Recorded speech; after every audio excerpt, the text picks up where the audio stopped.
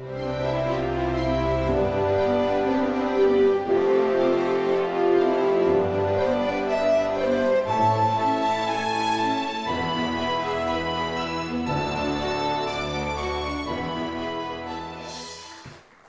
you. Thank you so much for having me. I'm happy to be here at the Nixon Library. I had a fantastic tour, very brief, squeezed in about a half-hour tour, so there's a lot to see here, but I'm going to come back at some point and look around a little more.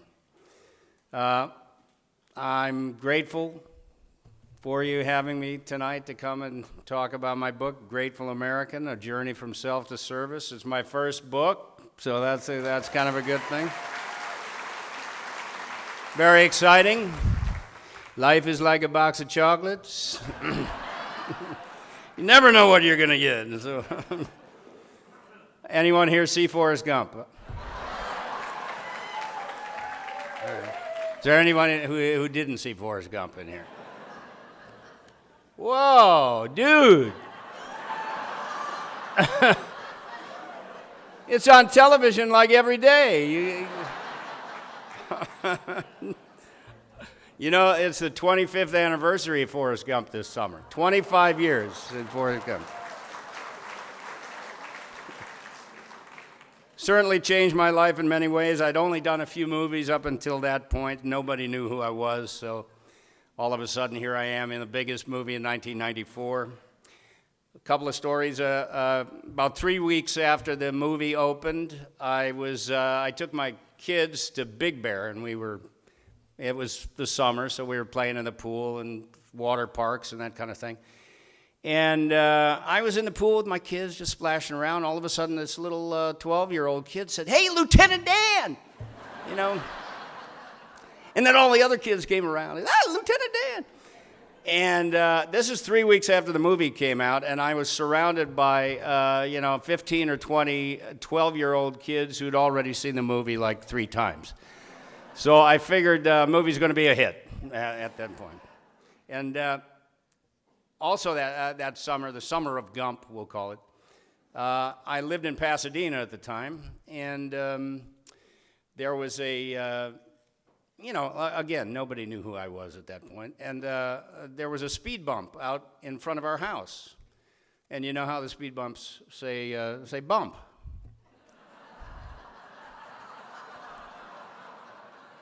So I came out to get the paper one day, and the B had been turned into a G, and it said Gump.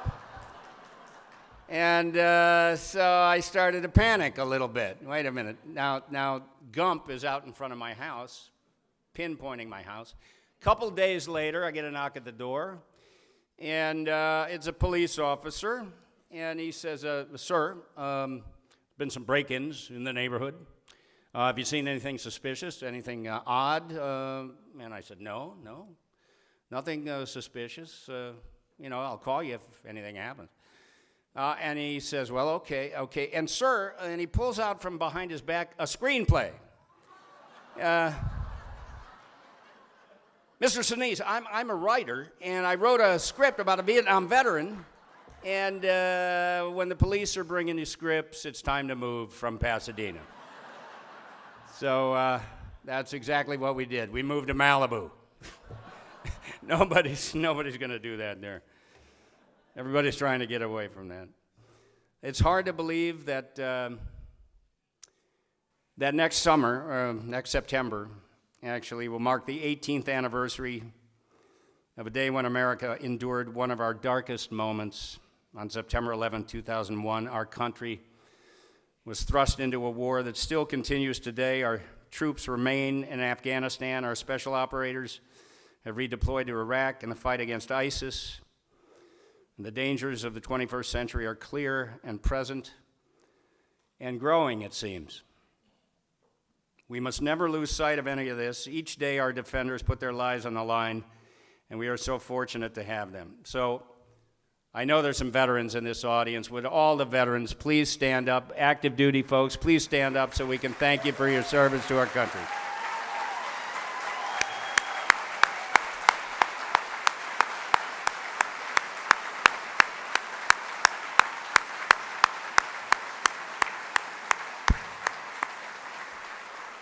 Can never do enough for our veterans, right? It's my great privilege to be able to speak with you all today, to share a few stories and events and relationships that are included in my book. It's truly been a journey from an early focus on self, my career in acting, building a theater company in Chicago, pursuit of my film work, to the current mission of service to others.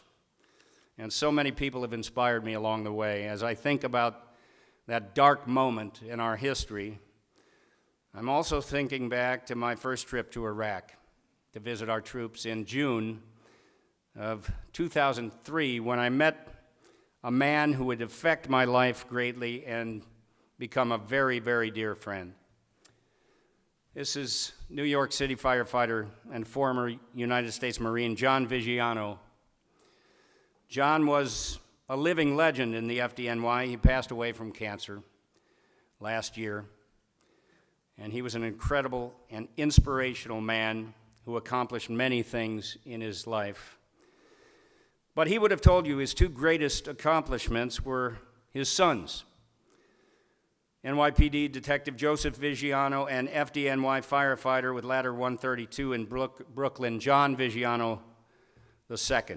Among the thousands killed on 9/11, his two sons gave their lives in the Twin Towers collapse. Two sons who laid down their lives trying to rescue others. John would talk to his sons on the phone each day while they were working. Around 3:30 p.m. on September 10th, John talked with John Jr. for the last time, and they ended the call by saying, "I love you." The next morning, Joe called his father, telling him early details of the terrorist attack. That call also ended with, "I love you." On the loss of his sons, John reflected, saying, "We had John for 36 years and Joe for 34 years. I don't have any could've, should've, or would'ves. I wouldn't have changed anything." It's not many people that the last words they say to their son or daughter was, "I love you." It was on that first major USO tour to Iraq to visit our troops called Project Salute that John and I met. We sat down, we were on a C-130 up from Kuwait going up to Baghdad, and I sat down next to John. He was wearing a button, had a picture of his boys. And I said, "What's the button?" And he told me the story of losing his sons. Told me about that terrible day. And then he invited me to a firehouse. He said, "Have you ever been to a firehouse in New York City?" And I said, "No." So he invited me to Ladder 132, where his son was stationed at the time of his death. This particular firehouse in Brooklyn lost these 6 firefighters that morning, listed here above our heads there. I met many who had been to Ground Zero that day, and I've learned much from John and the firefighters about the events of 9/11/2001. We had some fun that night, too, at Ladder 132. They eating dinner. They dressed me up in a little, they loved doing that. And then they put me on a fire truck. The alarm went off, and something happened. They put me on the fire truck, and I went out, and somebody had fallen down an elevator shaft. So they said, "Here, take this." And they gave me this tool. And other fire trucks from other companies were coming, and they stopped, and I'm standing there holding this tool. And these guys, these firefighters are walking by me, and they're looking at me funny. I mean, like, what's he standing there holding that tool for? Somebody fell down an elevator shaft. You don't use that for that. Firefighter humor. They wanted to make a little fun of Gary there. We had a lot of fun. It was the beginning of a tremendous relationship with the FDNY. I've made many, many great friends over the years. And in 2008, we would dedicate a memorial called the Brooklyn Wall of Remembrance on Coney Island It's right near Nathan's. It's on the side of MCU Park. It's a minor league ballpark there. And I would raise the money to help build this memorial that honors 416 first responders that lost their lives on that day and one chaplain with the fire department. It's a beautiful memorial featuring these granite photographs of each one of these first responders. I played a concert at Brooklyn College in 2007 to raise the money with my band, and we built the memorial, and it's there today. So if you're ever in Brooklyn on Coney Island, please go by the ballpark and see that. And on the 10th anniversary of September 11th, we would feature this memorial in an episode of my television show, CSI New York. Any CSI New York fans here today? All right. I bet you there's a few here that never watched CSI New York. Yeah, so that's all right. But thank you. You may, those of you that saw the show, you may remember an episode called Indelible at the beginning of season 8. That was the 10th anniversary of September 11th. And we did a show that featured the Brooklyn Wall. And my character I actually recreated, it was art imitating life, because at the dedication to the memorial, I actually made a speech. And so we almost recreated that moment and had my character on CSI New York stand in front of the wall and make a speech at the dedication of the wall that was featured in the episode. And I was privileged to have many 9/11 family members standing there with me in the scene that I had met over the years. And this is John Vigiano, a legendary firefighter, standing right next to me.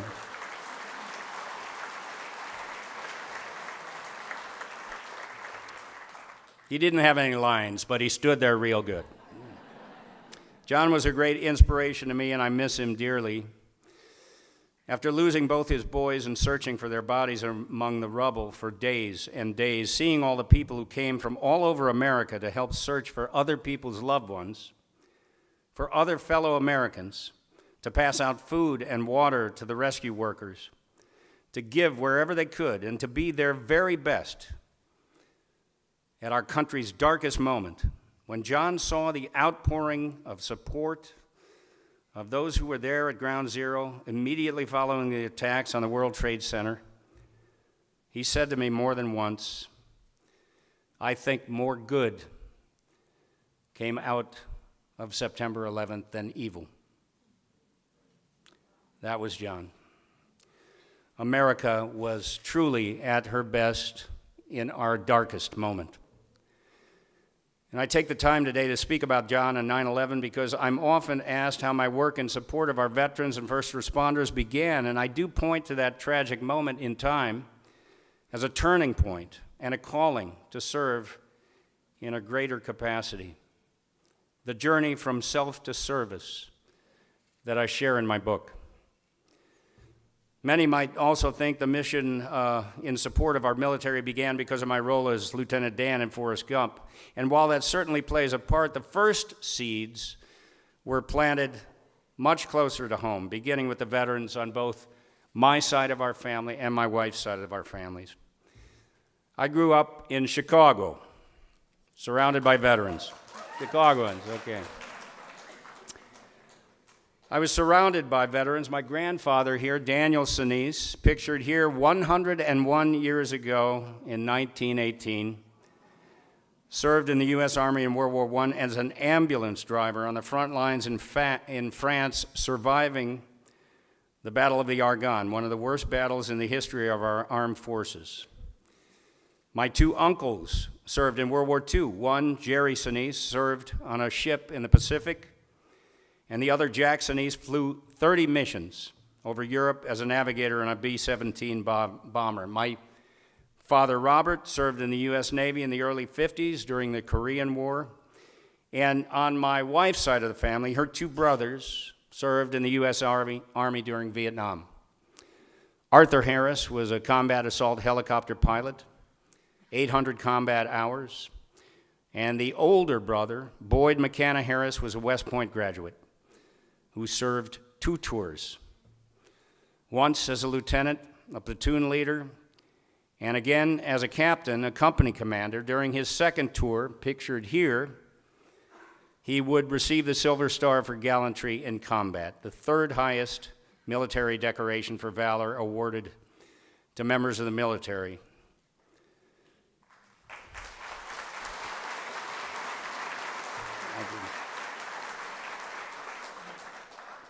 So after his return home, he would become a major. He would teach at West Point. Then he would rise in rank to lieutenant colonel, and unfortunately in 1983 he was diagnosed with cancer and passed away while teaching leadership at Fort Leavenworth. I learned so much from this man in the short time that I knew him. He was a great man, highly regarded by the Army, and I'm proud to say that at both West Point and Fort Leavenworth, awards are presented in his name annually to an outstanding student leader, and in May of 2016, 33 years after his death, because of his tremendous contribution that still resonates and inspires our young leaders today, the U.S. Army inducted him into the Fort Leavenworth Hall of Fame, 33 years after his death.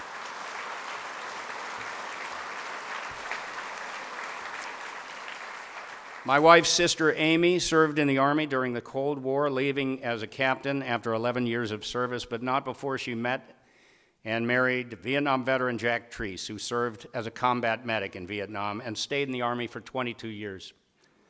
And Jack and Amy's son, Gavin Treese, served in the Army for 13 years, having completed 2 deployments to Afghanistan in the infantry, from World War I to World War II, to Korea, to Vietnam, the Cold War, to Afghanistan. I'm proud to count my family members among America's families that defend us all.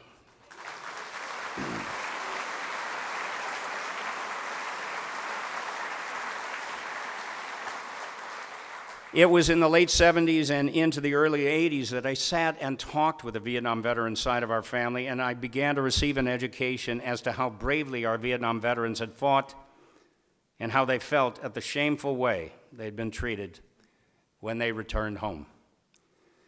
So in the mid-'80s, I began to take action to try to make a positive difference in the lives of our Vietnam veterans, spending time at the local VA at Great Lakes Naval Base near Chicago with those suffering from post-traumatic stress, creating a Vets Night program at the theater I co-founded, Steppenwolf Theater Company of Chicago, where we provide free meals and performances for local veterans, and we've done that since 1984.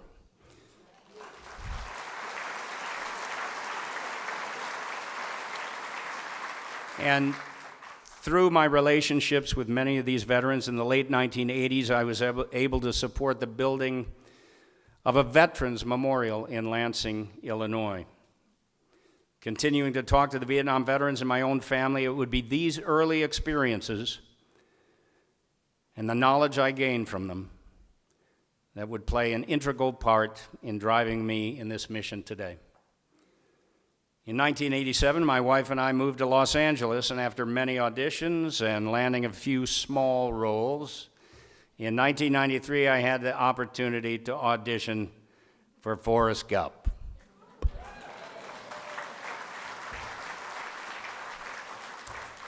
Lieutenant Dan.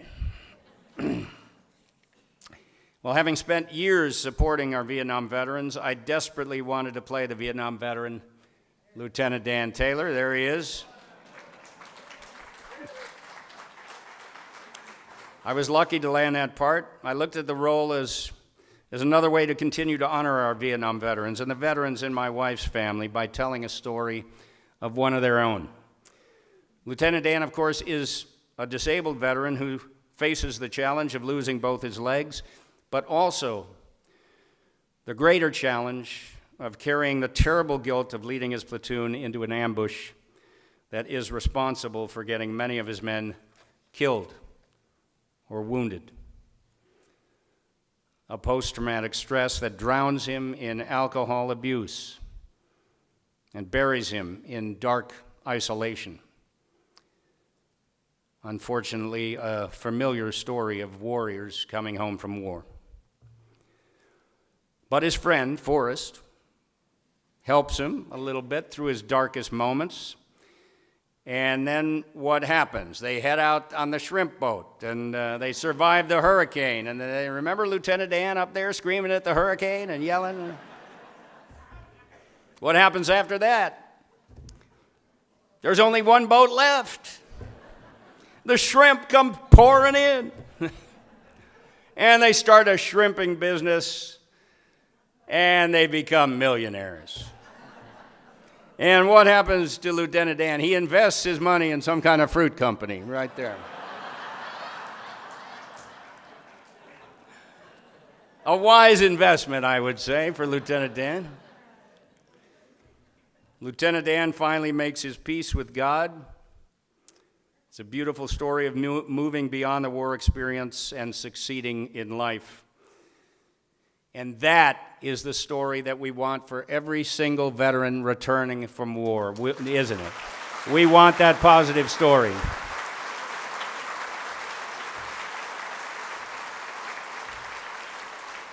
During the run of the film back in the 1990s, it seemed the character of Lieutenant Dan had resonated with a lot of people, especially those in the veteran community. After the movie's release, I received a call from a Vietnam veteran named Gary Weaver, who worked for the DAV, the Disabled American Veterans Organization. And he reached out to invite me to their national convention, which happened to be in Chicago that year.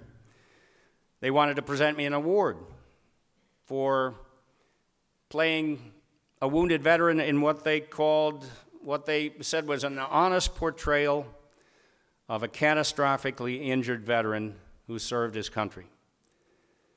To these veterans, Lieutenant Dan had become a kind of symbol within our country's collective awareness of all our injured veterans, and especially the Vietnam veteran. Already, this character had grown beyond anything that I could have ever imagined. I describe this wonderful moment at the DAV convention in this passage in my book. Now I'll read a little bit. The entire ballroom erupts into applause.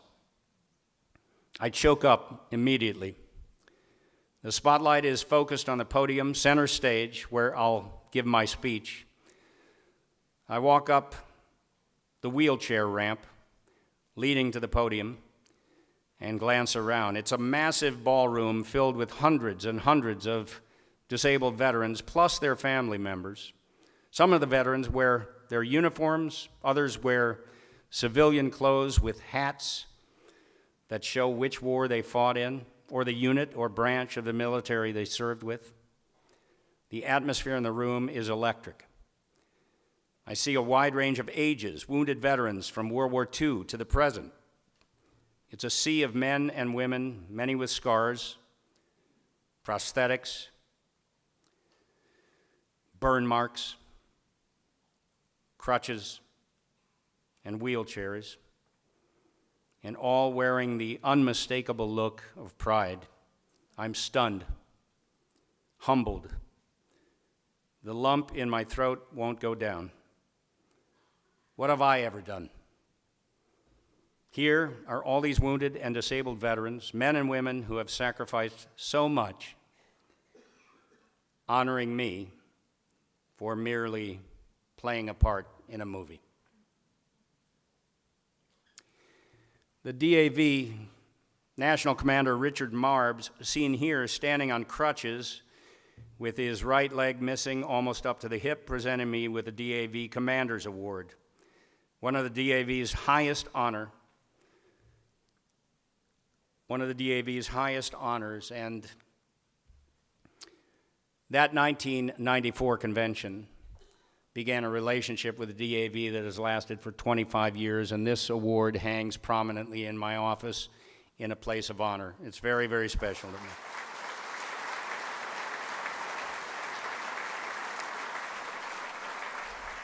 So 7 years after Forrest Gump opened, our nation was attacked on our homeland, one of the darkest moments in our history. There's a healing power in service work. And as my heart was broken after that terrible day, as fear crept in as to what the future would hold for our country, I needed to do something to assuage that fear and to help heal that broken heart. As our men and women in uniform stood to answer the call to preserve our country and destroy our nation's enemies, my heart went with them. And I was called to a new action to support them in any way I could to make sure that our warriors responding to the attacks of 9/11 would never be forgotten or neglected as our Vietnam veterans had been. And so what can an actor do? I volunteered for the USO, of course.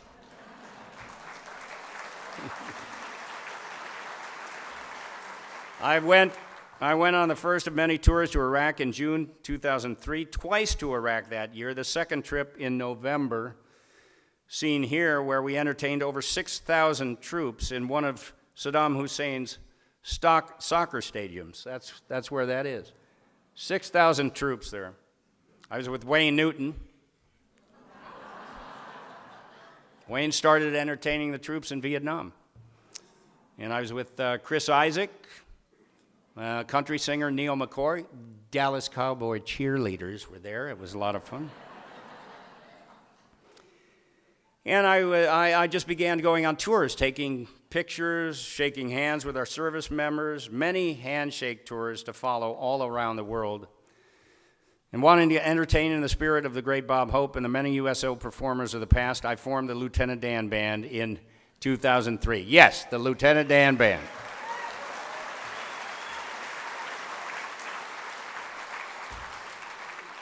Over the past 16 years, we've performed over 400 free concerts for our troops at home and abroad.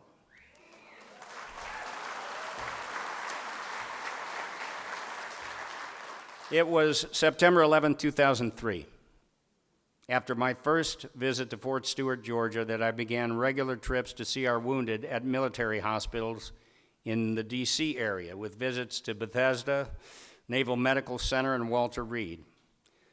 Over the years, I've seen service members in hospitals in war zones, seen here at Camp Anaconda in Balad, Iraq, and across our country at Fort Belvoir Community Hospital in San Antonio, at Brooke Army Medical Center in San Diego, at Naval Medical Center at Balboa, and also in Germany at Landstuhl Medical Center.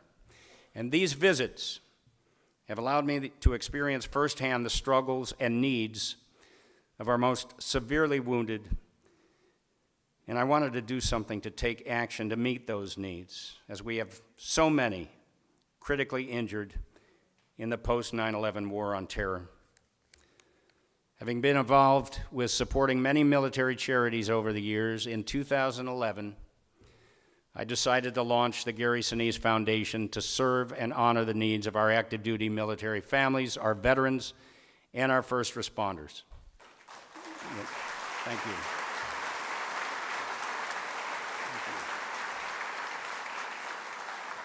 With many programs supporting our wounded, our Gold Star families, our first responders, and more, I'd like to share a short video with you. Family. We share our joy with them. We count on them in troubled times. They're ones who make us proud. So many of us have been inspired by the service of a relative whose sacrifices motivate us to do more, to be more. But family is not limited by the bonds of blood or name. It is shaped by the stories we share, the freedoms we cherish, and the nation we love and defend. Family is at the center of all we do at the Gary Sinise Foundation. Our mission is to honor our defenders, veterans, first responders, and always their loved ones who sacrifice alongside them. For the flag! Because that's what you do for family. Our commitment to family begins with our RISE programs. Our severely wounded, injured, ill, and aging heroes often live in total reliance on caregivers for tasks most of us take for granted. RISE was established to provide these heroes and their families with specially adapted smart homes, mortgage-free and custom-built from the ground up. as well as modifications to existing homes, mobility devices, and adapted vehicles. RISE is restoring independence and supporting empowerment for families across America. Our relief and resiliency programs keep families strong and spirits high. We provide HOPE, a program that offers support to those who are experiencing trauma, illness, injury, or loss, sometimes with assistance as simple as paying bills or buying groceries. Our Invincible Spirit Festivals celebrate the courage of our wounded heroes, their caregivers, and the families on the road to recovery at America's National Military Medical Centers. Each festival includes a cookout by celebrity chef Robert Irvine and a concert by the Lieutenant Dan Band. The band continues to tour the nation in support of our defenders and their loved ones with a mission to deliver honor, gratitude, and rock and roll. Our newest program, Snowball Express, serves the children of our fallen military heroes, surviving spouses, and Gold Star families. In December 2018, we brought together 1,722 kids and their surviving parent or guardian for a 5-day retreat of hope and healing at the happiest place on earth, Disney World. Our community outreach and education programs honor the sacrifice of heroes from every generation and ensure their service will be remembered for years to come. Soaring Valor sends our greatest generation World War II veterans to New Orleans to tour the National World War II Museum built in their honor. Students accompany our veterans, learning the important lessons and history of World War II firsthand, bridging the gap between old and young, helping to ensure our future generations never forget. Our Ambassadors Council includes philanthropic celebrities, severely injured veterans, Congressional Medal of Honor recipients, and dedicated supporters of the military. They inspire, educate, and remind communities to recognize their local veterans and honor the sacrifices made by all of America's defenders. Since nothing offers an opportunity to bond like sharing a meal together, Serving Heroes shows gratitude to our nation's defenders by serving up classic American meals nationwide and at military outposts in Germany and Korea. A reminder to all who serve that we do not forget. And Arts and Entertainment Outreach invites anyone who has served to join us for a free dinner and dress rehearsal performance at one of the nation's premier theaters, extending our hand in support and appreciation of veterans across the generations. When catastrophe strikes, our families trust in the protection of our first responders. These men and women are vital to the safety and security of our communities.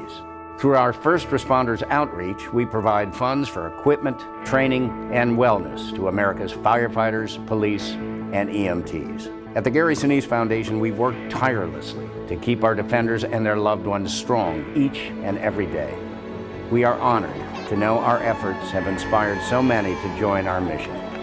What started as a passion of one is now over 50,000 donors strong. But there is always so much more to be done, and we must do all we can to meet the critical needs of our defenders. Join the Gary Sinise Foundation family as we show the pride and gratitude of our nation to all its heroes and the families that stand by their sides. While we can never do enough for our defenders, veterans, first responders, and the loved ones who sacrifice right alongside them, thank you. You guys are awesome. We can always do a little more. Help serve our nation's defenders and their loved ones now. Visit GarySiniseFoundation.org.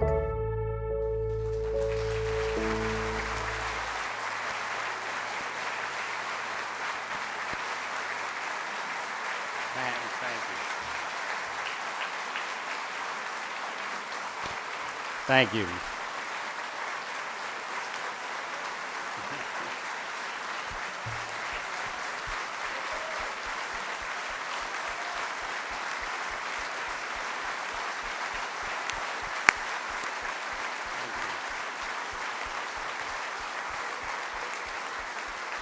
Thank you.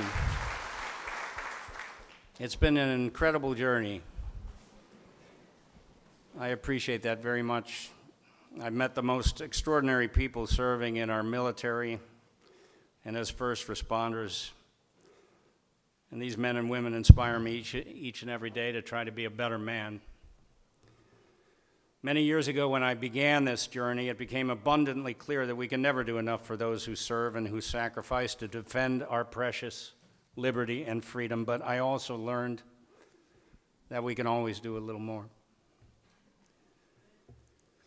With the amazing support of the American people and with God's help, we will keep trying to do just that. There's a message that I want to deliver in this book. I love my country. I'm grateful to be an American. I know where my freedom comes from, and I do not take it for granted or the sacrifices of those who provide it. Because of that, I want to do all I can to ensure America's defenders and their families are never forgotten. I want this book to help spread a spirit of joy, tribute, appreciation, action, and ultimately gratefulness. In it, you'll read how a wild and crazy kid from the suburbs of Chicago stumbled into theater with many ups and downs and hard knocks along the way, how he eventually developed from an actor into an advocate, the amazing and inspiring people he has met along the way, and how that inspiration has manifested into a passionate commitment to take action to support our nation's defenders continually. With every ounce of energy within me, I will continue to try to do my bit to ensure that we always remember where our precious freedom comes from, and that the sacrifices made to protect that freedom are never forgotten or taken for granted. This is a great country. We have a lot to be thankful for, and in these turbulent times, it's easy to forget that. I'm truly a grateful American. I hope this book will touch you, and I appreciate your allowing me to speak tonight. God bless you. God bless our nation's defenders, and God bless our great country. Thank you very much.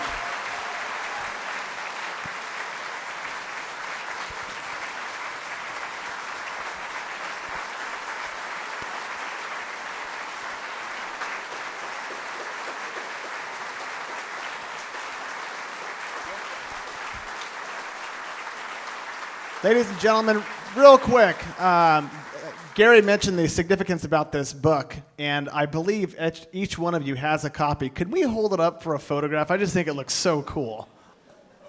I love that. All right. Who's taking a picture? We've got a photographer taking a picture right now. Well, get over here. I'm going to get down here. There we go.